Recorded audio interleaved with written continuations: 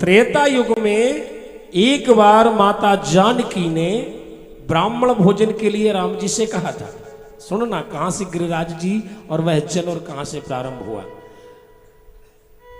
माता जानकी ने परमात्मा राघवेंद्र से कहा कि मुझे ब्राह्मण भोजन कराना है, लेकिन ब्राह्मण ऐसा हो जो अच्छा भरपूर पेट भर के भोजन करे, ऐसा ब्राह्मण हो, ऐसा नहीं कि थोड़ा थोड़ा बस, मुझे अपने हाथों से बना के कराना। राम जी ने कहा ठीक है।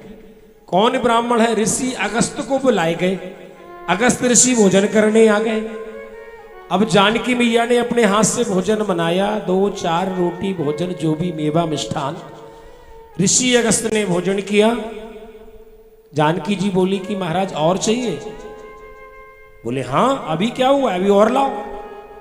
जानकी मैया ने फिर तैयारी की, फिर भोजन बनाया। महाराज और लगेगा, अभी तो देवी मेरा आधा पेट नहीं हुआ है। आपने कहा था ऐसा ब्राह्मण चाहिए जो कि अच्छा भरपूर भरपेट भोजन करे, मेरा पेट भरा नहीं है, और लाओ। और बनाया। पूरे दास दासी सेवक सेविका सब लग गए भोजन बनाने में, लेकिन ऋषि अगस्त का पेट नहीं भर पाया। भगवान गणेश जी आए, उन्होंने भी सब प्रयास कर लिया। बोली ये तो हमसे भी बड़ा खाने वाला गया। कुबेर का भंडार तक उसमें सम्मिलित हो गया। महाराज पूरे नगर के लोग विचलित की बताओ जानकी जी की ऐसा कौन ब्राह्मण आ गया कि इतना भोजन बन रहा है, नगर लग गया, लेकिन उसका पेट नहीं भर रहा है। अगस्त जी भोजन करते जाए, जितना भी आए करते जाए। हमारे सरकार राम जी हंस रहे कि बताओ आज ऋषि ने महाराज जी ने बड़ी लीला रच दी। परमात्मा राघवेंद्र आके कहते हैं कि महाराज और कुछ? बोले हाँ, अभी तो मेरा पेट आधा नहीं हुआ, और चाहिए। जानकी जी बोले राम जी से कि सरकार ये कैसी लीला है, क्या करूं मैं? ऐसे इतना भोजन करने वाला ब्राह्मण मैंने भी देखा नहीं कभी, और मैंने ऐसा तो नहीं कहा था कि इतना भोजन करे। अच्छा ब्राह्मण ज्यादा भोजन करे, बड़ी बात है। राम जी ने कहा ठीक है, तुम भोजन प्रबंध करो, इस बार हम परोसने जाएंगे। जानकी जी ने कहा कि सरकार आप परोसेंगे? बोले हाँ।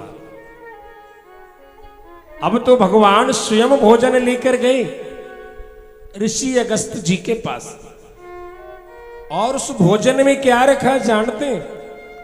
उस भोजन में रख दी एक तुलसी का पत्र, तुलसी का पत्ता, और तुलसी का पत्र रख के कहते हैं कि ऋषिवर ये भोग है और ये भी भोग, आप पाओ, और चाहिए?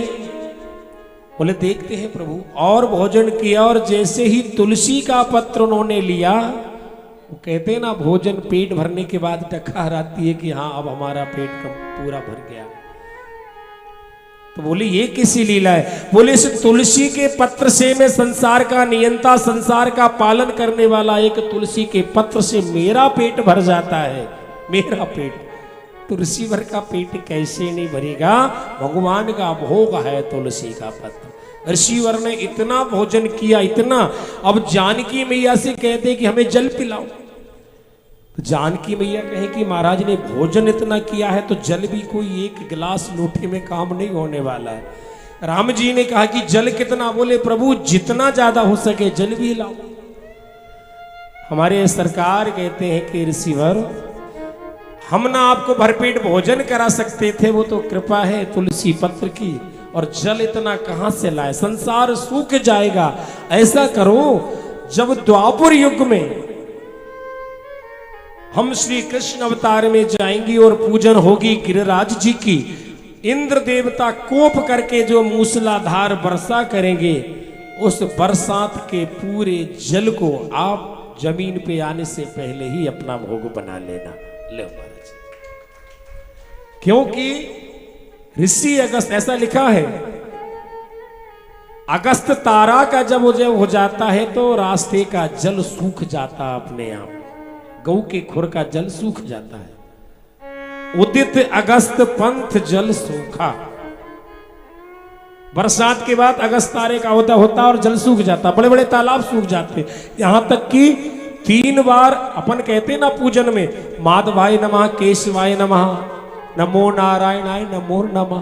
3 आचमनी में अगस्त जी ने पूरे समुद्र को पी गए थे। 3 आचमनी में, 3 आचमन कितना होता? 3 चम्मच, पूरा समुद्र। जब सभी देवताओं ने निवेदन किया, विनय किया कि प्रभु संसार में क्या होगा, इतने सारे जीव समाप्त हो जाएंगे, कुछ करो, इतना जल मत पियो। जब ऋषिवर ने निसर्जन किया और निसर्जन होने के कारण ना उस जल का, समुद्र का जल आज भी खारा है, आज भी खारा है। बोलिए बाके बिहारी लाल की जय हो। सभी मित्र मंडली के साथ भगवान ने कहा कि हम वृंदावन में गिरिराज का पूजन करें। गिरिराज के पूजन की तैयारी